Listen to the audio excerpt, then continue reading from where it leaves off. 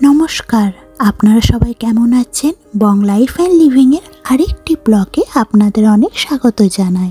এই অশান্তিময় পরিবেশের জন্য আমি প্রায় 1 মাস কোনো ভিডিওই দিইনি, কিন্তু আবার নতুন করে ভিডিও দেওয়া শুরু করলাম। আশা করি আপনারা সবাই পাশে থাকবেন। আজকের ব্লগটা হচ্ছে মার্চ মাসের লাস্ট উইকে, যখন কোরিয়াতে হরিৎ বর্ষার মধ্যে চেরি ব্লুজুম শুরু হয়েছিল। আর আজকে সকালে উঠেই প্রথমেই আমরা চলে যাচ্ছি ইমিগ্রেশন অফিস। আমাদের প্রতি বছর ভিসা এক্সটেন্ড হয়, সেটা করতেই যাচ্ছি। আরেকটা কথা আপনাদের সাথে শেয়ার করি, আমরা এখন যে জায়গায় থাকি সেখান থেকে আমরা অন্য কোথাও চলে যাব, তারও প্রসেসিং আছে, সেটাও আপনাদের সামনে তুলে ধরব। এই যে কথা বলতে বলতে আমরা ইমিগ্রেশন অফিসে চলে এসেছি। কেন আমরা অন্য কোথাও চলে যাচ্ছি, কোথায় যাচ্ছি, সেটা অন্য কোনো ভিডিওতে বলবো। চলুন এখন ইমিগ্রেশন অফিসের মধ্যে যাই। আমরা এই যে ইমিগ্রেশন অফিসে বসে আছি, এখন আমাদের সিরিয়াল নাম্বার আসেনি। এখানে আসতে হলে আগে থেকে অ্যাপয়েন্টমেন্ট নিয়ে আসতে হয়, নাহলে কোনো কাজই হবে না। ওই যে আমাদের সিরিয়াল নাম্বার প্রায় চলে এসেছে। আমি আগে ভিডিওতে বলেছি কোরিয়াতে থাকার জন্য কি কি প্রয়োজন, আজকে নতুন করে কিছু বলছি না। এই যে আমাদের এটা হচ্ছে রেসিডেন্সি কার্ড, এটা পুরো ফিল হয়ে গেছে, তো আমাদের আবার নতুন করে একটা রেসিডেন্সি কার্ড নিতে হবে, তারও এখানে অ্যাপ্লাই করতে হবে। কোরিয়াতে চেরি ব্লুজুম স্টার্ট হয়েছে, তাই গাছেও ফুল ধরতে লেগেছে। আমাদের নিউ রেসিডেন্সি কার্ড হবে, তাই জন্য নতুন করে ফটো তুলতে হবে, কারণ আমাদের কাছে পুরনো ফটো আছে। কোরিয়াতে বিভিন্ন জায়গায় এই সেলফ ফটো স্টুডিও থাকে, তাই এখানে ঢুকে নিজে নিজেই ফটো তুলে নিতে হয়, আর সঙ্গে সঙ্গে প্রিন্ট হয়ে বেরিয়ে আসে। আর 6টা ফটোর দাম নেই 10,000 won, মানে ওই 700 টাকা। আমাদের দুজনেরই ফটো নেওয়া হয়ে গেছে, আর সব কাজ কমপ্লিট হয়ে গেছে। এবার আমরা বাড়ি ফিরবো। বাড়ি ফিরে এসেছি, এখন প্রায় 11টা বাজছে। চলুন তাড়াতাড়ি লাঞ্চটা করে ফেলি, কারণ ও আবার সেকেন্ড হাফে ল্যাবে যাবে। বাড়িতে অনেক স্যালমন মাছ আছে, আর নতুন করে এখন আর কোনো মাছ মাংস কিনবো না, কারণ আর কিছুদিনের মধ্যেই আমরা অন্য কোথাও শিফট হয়ে যাব। আর আজকের যে লাঞ্চ মেনুটা করছি, এটা আমার খুব ফেভারিট, আর খুব তাড়াতাড়িও হয়ে যায়। গার্লিক লেমন স্যালমন আর হচ্ছে কোরিয়ান ফ্রাইড রাইস। চলুন রেসিপিটা দেখাই। প্রথমে স্যালমন মাছে লেবু, নুন আর গোলমরিচ দিয়ে একটু মাখিয়ে নেব। তারপরে প্যানে একটু বাটার আর তেল দিয়ে স্যালমন মাছগুলো খুব ভালো করে ভেজে নেব। মাছ ভাজা হয়ে গেলে মাছ তুলে নিয়ে সেই বাটারেই রসুন, লঙ্কা আর পেঁয়াজ কুচি দিয়ে ভালো করে সটে করে নেব। এরপর একটু গার্লিক লেমন একটা পেস্ট পাওয়া যায়, সেটা দিয়ে দিই। এটা হলে টেস্টটা ভালো হয়, নাও দিতে পারেন। এরপর সামান্য জল দিয়ে এটা ফুটতে দেব।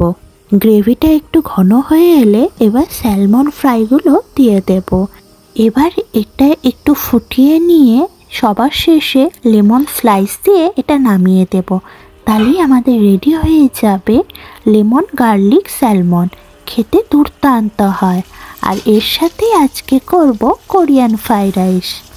এই যে আমাদের স্যালমনটা রেডি হয়ে গেছে, এবার ফ্রাইড রাইসটা করে নিই। ফ্রাইড রাইসের জন্য যে কোনো ভেজিটেবল নেওয়া যায়। এখানে আমি ব্রকলি, গাজর, মাশরুম আর ক্যাপসিকাম নিয়েছি। এটা বাটারে খানিকটা সটে করে সামান্য সল্ট আর ব্ল্যাক পেপার দিয়ে দিলাম। আর আমার সুইটকর্ন খেতে খুবই ভালো লাগে, তাই সামান্য সুইটকর্নও দিয়ে দিলাম। এবার কোরিয়ান রাইসটা যেটা হাফ সেদ্ধ করে রেখেছিলাম, সেটাই এর মধ্যে দিয়ে ভালো করে ভেজে নেব। এর মধ্যে আর কিচ্ছু যাবে না। এই যে রেডি হয়ে গেল কোরিয়ান ফ্রাইড রাইস। এটা খেতে আমার খুব ভালো লাগে। আমাদের লাঞ্চ রেডি।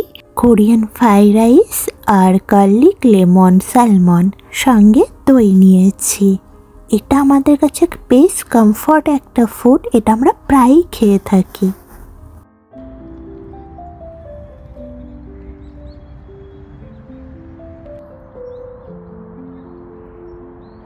পৃথিবীর কিছু দৃশ্য আছে যা চোখে থাকে না, মনে কাঁথা হয়ে থাকে। চেরি ব্লসম এই সিজনটা ক্ষণিকের হলেও সেটা ভোলার মতন নয়। বসন্তের আবহে গাছগুলো আবার উজ্জীবিত হয়েছে, আর সাথে পাখির কলরবে পরিবেশটা আরও মনোরম করে তুলেছে। দীর্ঘ শীতকাল পেরিয়ে যখনই বসন্ত এসেছে, যেমন নতুন পাতা নতুন ফুল ফুটেছে, সেরকমই দীর্ঘদিন পর পাখির ডাকও শুনছি।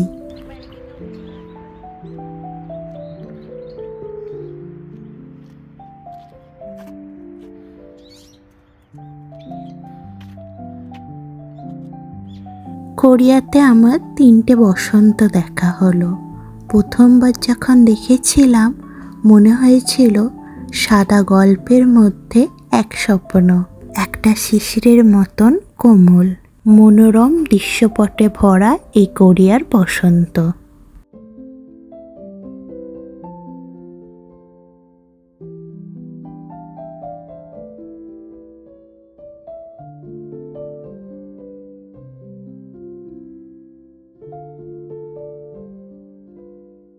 এই ফুলের প্রতিটি পাপড়ি যেন একটা গল্প বলে, প্রাণের শব্দ ঝরে, শুধু দেখা শুধু অনুভব। এই সময়টা ক্ষণিকের, কিন্তু মনে রাখবার মতন। দীর্ঘ শীতকালে ঘরবন্দি হয়ে থাকার পর এই রোদ ঝলমল বসন্ত, সাথে এই মনোরম দৃশ্য, বাইরে না বেরিয়ে কি থাকা যায়? তাই বিকালে সময় হলেই আমরা দুজন হাঁটতে বেরিয়ে পড়ি। এই অপূর্ব দৃশ্য দেখি আর কিছু মনের কথা বলি। এখন চলুন একটু নতুন দৃশ্য দেখতে চাই। এখানেও চেরি ব্লসমের ছায়া, অপূর্ব সুন্দর লাগছে। কোরিয়াতে বসন্ত শুরু হয় মিড অফ মার্চ থেকে, কিন্তু এবারে অটাম ছিল নভেম্বরের লাস্ট উইক অবধি।